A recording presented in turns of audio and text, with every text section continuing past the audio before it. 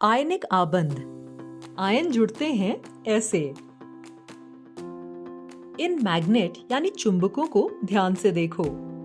समान ध्रुव एक दूसरे से दूर हुए, जबकि विपरीत ध्रुव एक दूसरे की ओर आकर्षित। क्या तुम्हें पता है, परमाणु भी कुछ इसी तरह एक दूसरे की ओर आकर्षित होते हैं। बस फर्क इतना है, यहाँ चुंबकों जैसे ध्रुव नहीं, बल्कि विपरीत आवेश काम करते हैं। परमाणु में आवेश, ये क्या होता है? आओ समझते हैं। ये है सोडियम का परमाणु। इसमें प्रोटॉन और इलेक्ट्रॉन की संख्या समान है, यानी परमाणु पर कोई आवेश नहीं। लेकिन जब कोई परमाणु अपना इलेक्ट्रॉन किसी और को दे देता है या किसी से ले लेता है, तब उस पर आवेश आता है। जैसे यहाँ सोडियम अपनी बाहरी कक्षा का एक इलेक्ट्रॉन किसी को दे देता है। लेकिन सोडियम इलेक्ट्रॉन देता क्यों है?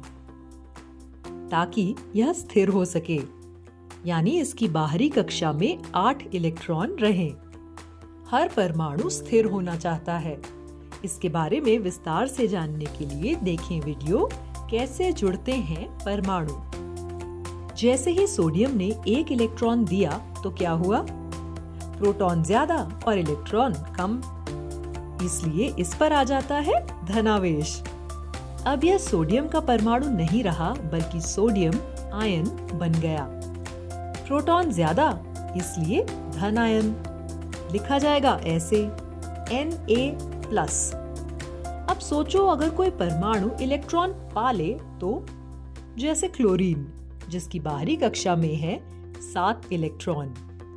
एक और इलेक्ट्रॉन मिलते ही इसकी बाहरी कक्षा पूरी हो जाएगी, यानी बाहरी कक्षा में 8 इलेक्ट्रॉन होने के बाद ये भी स्थिर हो जाएगा।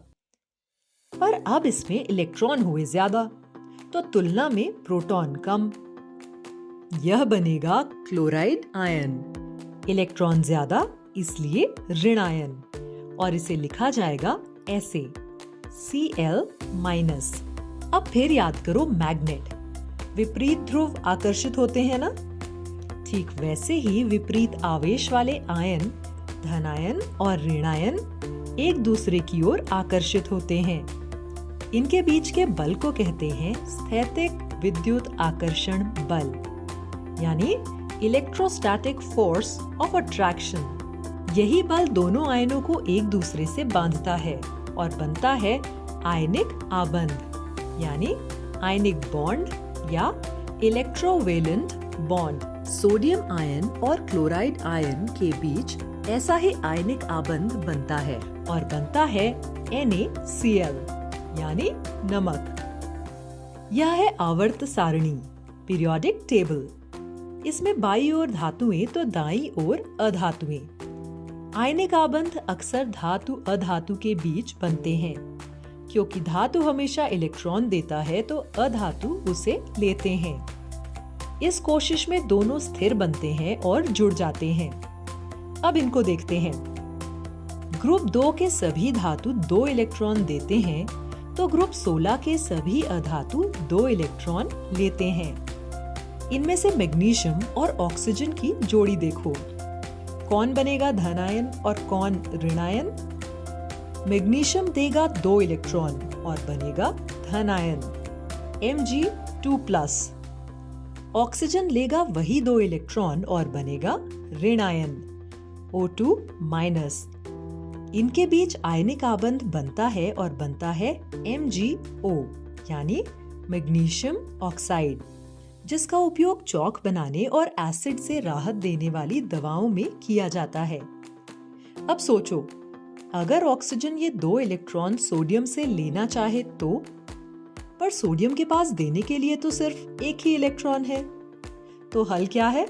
अगर 2 सोडियम परमाणु मदद करें तो हाँ, तब बनेगा Na2O, सोडियम ऑक्साइड।